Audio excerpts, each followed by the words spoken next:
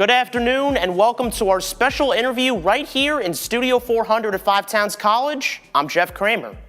Today we'll be having a discussion with Newsday Deputy Editor for Towns, Scott Eidler, who will share some of his experience working at Newsday, how the organization covers Long Island, and some of the different jobs and positions available at the organization.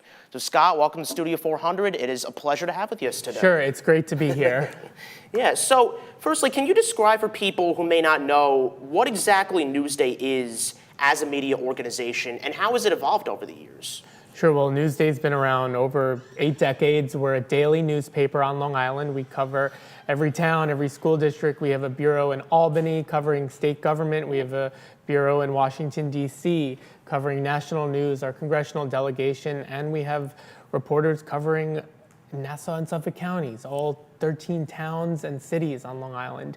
So we have an incredible breadth of coverage that we are committed to, and we also have a major TV studio and a daily streaming show that's been launched in the last more than a year.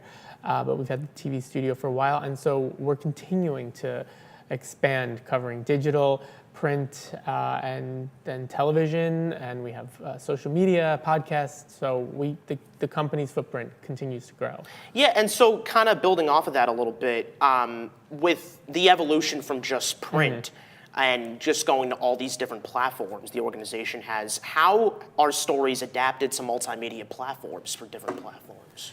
Sure, so with every story we do, I manage a team of towns reporters who cover everywhere from the Hempstead to Huntington to the East End, Southampton, Shelter Island, we cover Montauk, so we have all that covered. So the first most important part is the story, is finding the story, covering it through community coverage, covering town board meetings, covering county government meetings. And before that, I should say, I've been a reporter at Newsday for the last 12 years, moved into a new role over the summer, but I've covered politics, Nassau County politics for the last 6.5 years. And the key is to find those stories, and whether it involves taxpayer spending or something new happening in the school district, or hearing it from readers, hearing it from residents, and finding out what the conflict is, what the tension is. And so with every story we do, we figure out, is there data we can use? We have a multimedia team, a data team that puts together charts and graphics online that can help illustrate the story. We have reporter debriefs, sort of like what we're doing right here in our TV studio, where the reporter, after writing the story, sits down with our Newsday TV anchors and explains it in 90 seconds, essentially. And that accompanies the story.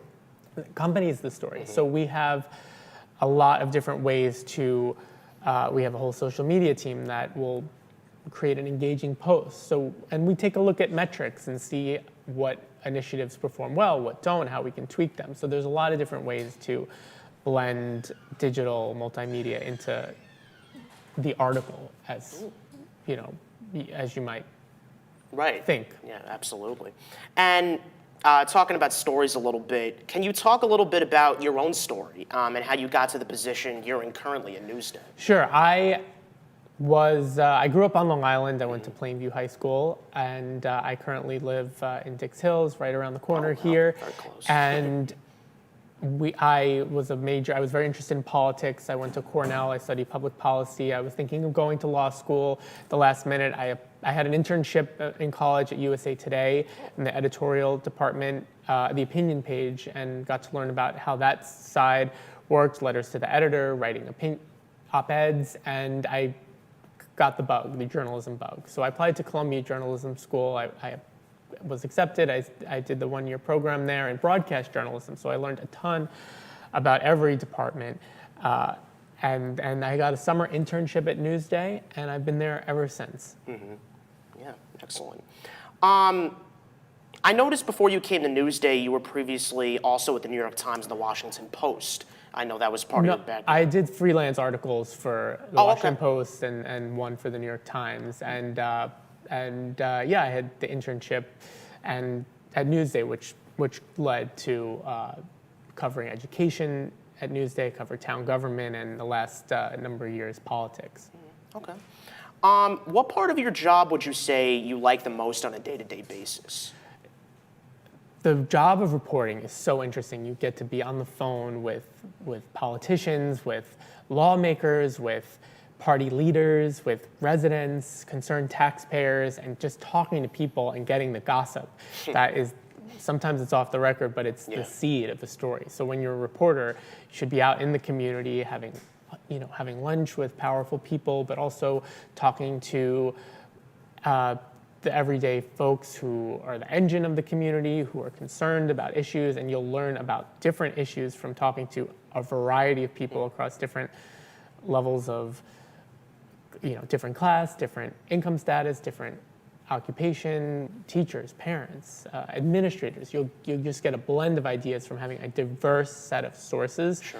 So getting to know, when you cover a community, getting to know a beat is really that really drives me, is owning a beat, is owning the town you cover, owning the subject you cover, whether it's healthcare or politics or education, getting to figure out what is the narrative and it's just by having conversations, going to the diner, having a cup of coffee with someone, and just figuring that out just by talking to people on the phone. Right. And what do you get out of those conversations, both on the phone, in person, just anywhere?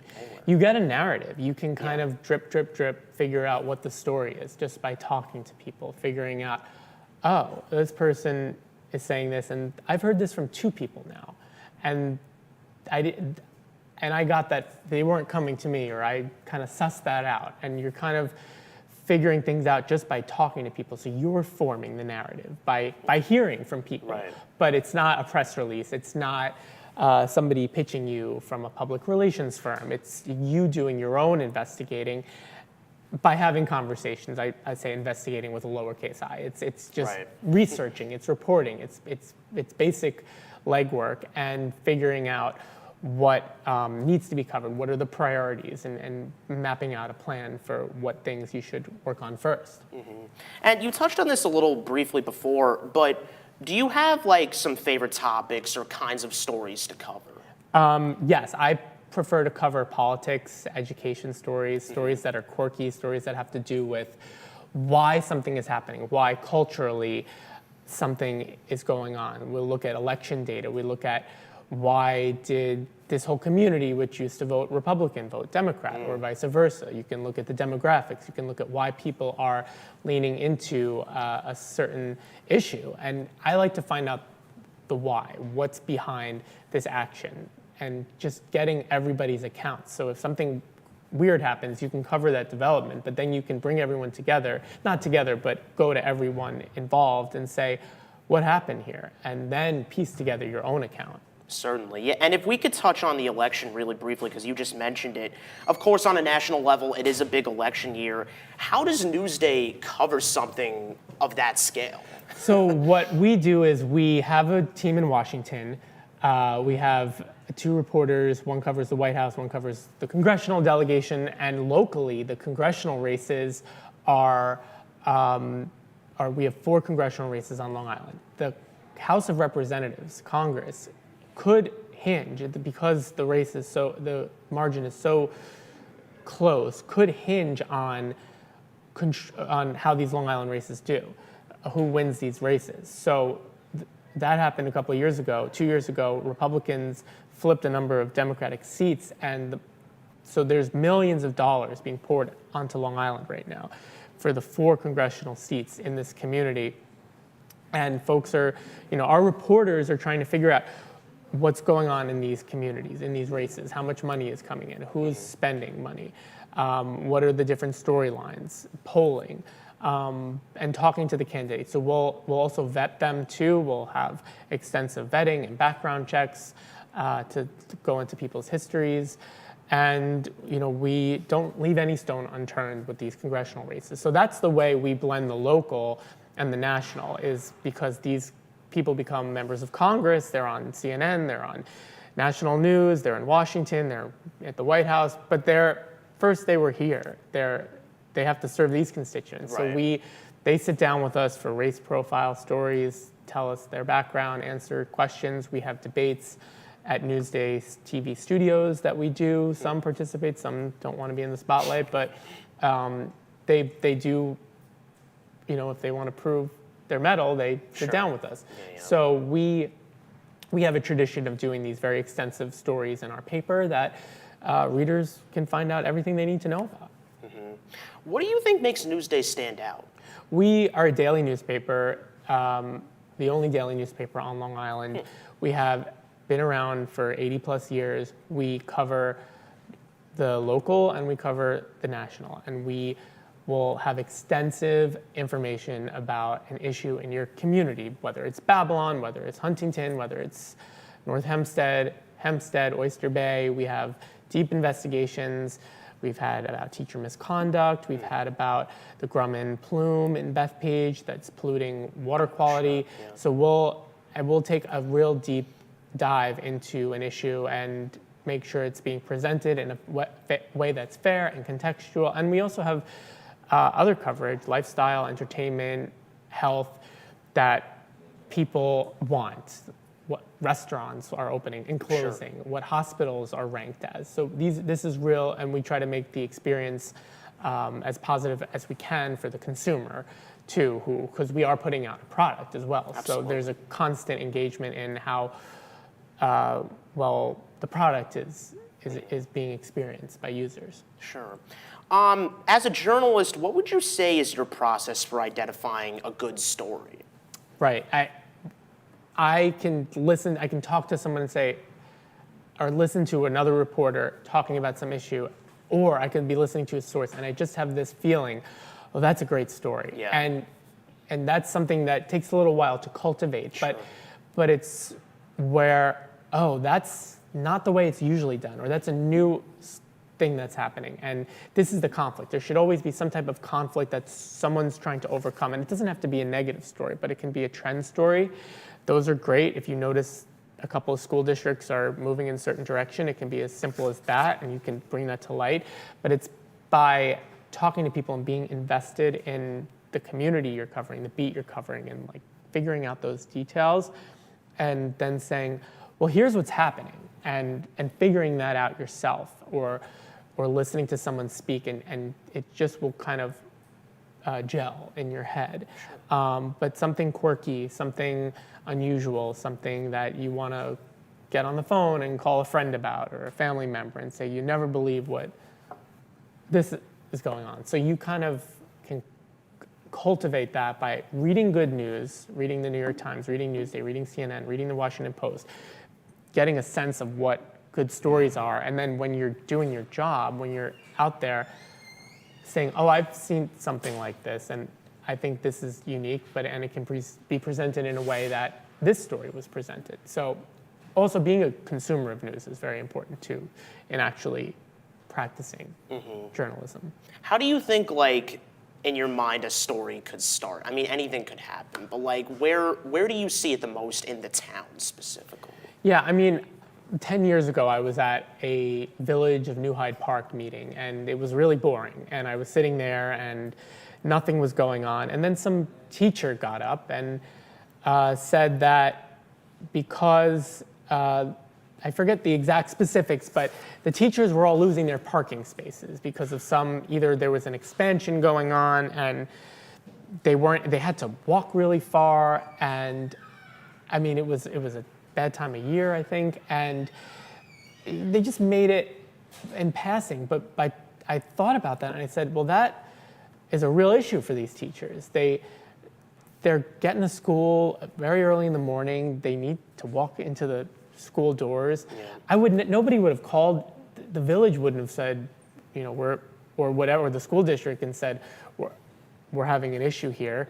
The teachers did. And because somebody came to a board meeting, I was able to talk to a number of them and find out that they were being displaced. This was a hardship, and nobody was going to really do anything for them. So we did a story on it, and the next day, News 12 was there, and the story gets on other media after you start reporting on it. Sure, yeah. So that becomes a larger issue, and you can say, well, I just heard about it at a meeting, and then doing a story on it and figuring out the facts, presenting a public policy issue, not the largest public policy issue of the day, but it was an issue facing a lot of people in this community. And then you can see that a solution is derived from it because of your reporting. So that's very rewarding. But figuring out when there's a problem or you just being there is helpful, because it wouldn't have been brought up if you weren't there and noticed it was a story and set up the story and set up the photo, set up the art and set up the writing, and then it takes off. So it can be as simple as, teachers losing their parking spots for a while. It's all about time and place, sounds like what you're trying to say. So we talked earlier about all the different aspects of Newsday and Newsday TV. What are some of the jobs that people may not know about? Do people kind of do a little bit of everything at Newsday? How does it work exactly? Yeah, as a print reporter, as some people might say, we write for the paper, but we're also on Newsday TV. We're also writing for the web. So we're really multimedia journalists, and that's also another catch-all phrase. But the term is evolving, and our duties are evolving. I mean, we were shooting video on our phones 10 years ago. The methods, the guidelines are constantly changing. We've edited videos ourselves. We've had the staff edit them. So there's, the industry constantly is evolving. So at Newsday, you can be a traditional reporter covering a beat, breaking news. You can cover sports. So we have all those types of roles. We have interns, summer internship program, which I encourage people to apply to. We reopened it again last summer after a little bit of break during the pandemic, but we had a very successful program this summer. I was an intern after graduate school, and we also have a big TV department. We have producers, audio producers, anchors like yourself here. We have people working on the production side. We have photographers. We have photo editors. We have so many jobs, researchers in our library that look up data for us. And are incredibly skilled. We have a very talented library department. We have multimedia producers. We have internet producers who manage our homepage, who manage SEO, manage headlines, make sure that stories are published correctly, the captions. So we have copy editors. That's a very big field. There's a lot of internships for being on the copy edit, and that's the second line of editing, making sure there are no holes in the story after the first editor, which is my role, reads it, making sure style and all other issues are detected. Well, it's fascinating, the amount of roles and the amount of departments in this vast organization. What kind of job skills would people need if they were applied to something like a summer internship or a part-time job at Newsday? Yeah, we mostly have full-time jobs, but what I would encourage, even if you don't get an internship at Newsday, is to get an internship somewhere that leads to the next internship, that leads to the next full-time job. And this is one of those industries that is very difficult to land full-time employment with no background. Yeah. So that initially is getting a history of work done, getting articles, getting clips, as they say, published if you're interested in becoming a journalist, writing news articles. First and foremost. So is freelancing to publications and doing not investigative work, but doing news articles for whether it's any of the local publications around here or wherever you can get your work published. I did some of that, as you mentioned, with some national outlets and got work published there. And that was in my portfolio when I applied for jobs. Sure. So that's really important, is to have a portfolio of clips. And whether you're doing that in college or internships or freelance work, pitching stories to outlets, if you think you have a good story, and you should read that publication's content and see that your idea meshes with their mission and what they've done, is a good piece of advice. And really quickly, is there any additional advice you would have for students here, college students on Long Island who are in journalism? Yes, I really highly recommend getting as much experience as you can here in your classroom. See what you like. Do you like audio producing? Do you like writing news articles, going out and reporting? Do you like investigative reporting? Do you like feature reporting? Do you like hard news? Do you like politics? Are you interested in being a producer on the web? So figure out do a lot of different things. If something you don't think is the right fit, switch it up a little bit, because there's a lot of different jobs in the world of journalism or communication that you can pivot to. Absolutely. And now, if anyone has any questions from our lovely audience, feel free to ask. So. Hi, I'm Mary Durkin from Career Services at Five Towns. I'm just wondering as Jeff had mentioned, what are some of the top skills that you look for when hiring, and what is the application process? Is it through newsdayjobs.com? Sure. We have a portal. I believe it's on Workday. Our company does publish jobs, and I can say for the journalism side, if we're looking for reporters and staff writers, they should have a couple of years of experience doing the beat that they're interested in.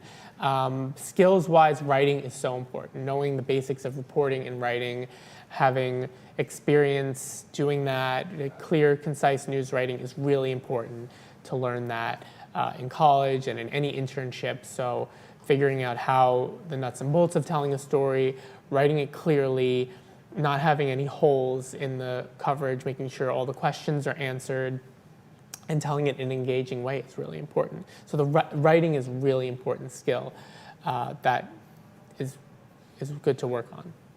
Thank you. Any other audience questions? Don't be shy. Okay. Oh. Hey, how you doing? Andre, I can hold it. I'm one of the adjunct faculty here at Five Towns.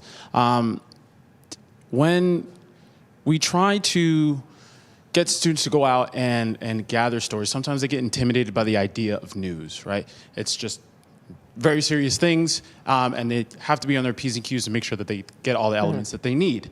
But you talked about the bug, and that can kind of happen in various different ways. It doesn't have to necessarily be hard news. It can be a longer story. It can be in a specific area like sports, et cetera, and so forth. Can you talk about that bug and how, what was your bug? What got you into it? Sure. When I was in college, I was very interested in the changing world of television and the business side of media. I was very interested in how TV shows were produced and journalism worked. So I read a lot of industry-specific stories and politics too. I loved reading articles about how a presidential candidate picked their vice president. So I would read books about behind the scenes. Yeah, I like why, and that's about people. Politics is about people. So you're figuring out relationships, you're figuring out the why. So if you're curious about something, or why is something happening, follow that instinct. Right. And you can help explain why something is happening. So it can be on any subject too. Why are all these hospitals merging? Why did glass recycling stop for a couple of years in some towns? Why is it coming back? And calling people. And so you don't have to be intimidated by an issue, but you can just try to put your questions down on a piece of paper and say, this is what I know, and this is what I don't know, and this is who I should ask these questions to. And kind of organizing your thought process about how you're going to invest, pretend like you're putting out a report or a research paper, and figure out the information before you write the story. So it's good to focus on the reporting before you focus on the writing, and to kind of create an organizational flow plan for yourself so you're not intimidated by, oh my God, I have to write a long story about this topic that I don't understand anything about. Call a professor, call an expert and say, I don't know anything about property taxes on Long Island. Tell me about it. Right. Tell me what I need to know about it. And don't be afraid to say, I don't know about X. I don't know about this. Right. That's how you learn. That's how you learn. Yeah. And that's what your job is reporters and journalists are assigned. You could have an assignment about whooping cough today and writing about an indictment tomorrow. So you have to learn something new on the fly. So having that, being open to being curious and figuring out how to teach yourself And knowing knowing what you don't know is also very important too. So you can figure out you can talk to your editor and say, I think we're missing this part of the story and I need help. So there's professionals, there's colleagues who are always there to help you. You're not really ever doing this alone. Okay. I think we have time for maybe one or two more audience questions. If anyone has any. No? What's one of the most unexpected things? I'm sorry. Hello. What's one of the most unexpected things you've ever had to report on?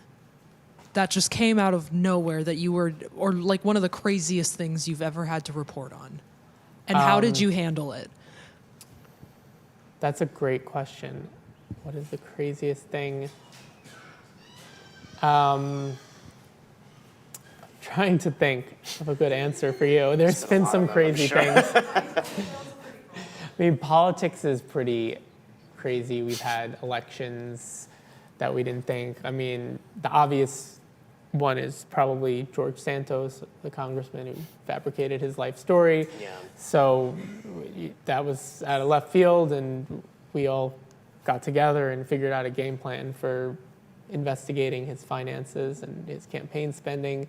I wrote about a political party leader a number of years ago who I had lunch with. It was a source of mine, and it turned out he had a lot of heavy tax debt and a lot of government jobs. And we put a story together about his tax debt and the fact that he was an influential party leader. And I find out that the DA is investigating and the feds are investigating, and he went to prison for that, and we didn't know if it was criminal at the time, but we were really surprised that just a tip, reporting, and putting a story together, produced this ripple effect in local town politics that did not see that happening. But sometimes you can really stir a hornet's nest.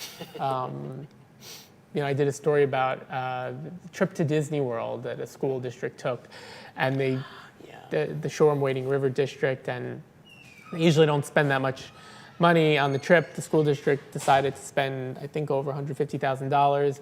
We did a whole story. They teased it on the front page. The next day, it was leading the 11 o'clock news, and you're just like, oh my God, this thing that I wrote just caused this massive attention storm on something. And it's sometimes it's exciting, and sometimes you're overwhelmed by it. But yeah, you can have an impact that you didn't really see coming. Absolutely. Well, Scott, thank you so much for joining us today. This was such a wonderful discussion, and just for all the information and advice you've given to us. Thank you as well to the live studio audience who attended today, and to the whole production crew for making this event possible. I'm Jeff Kramer. Have a great day, everybody.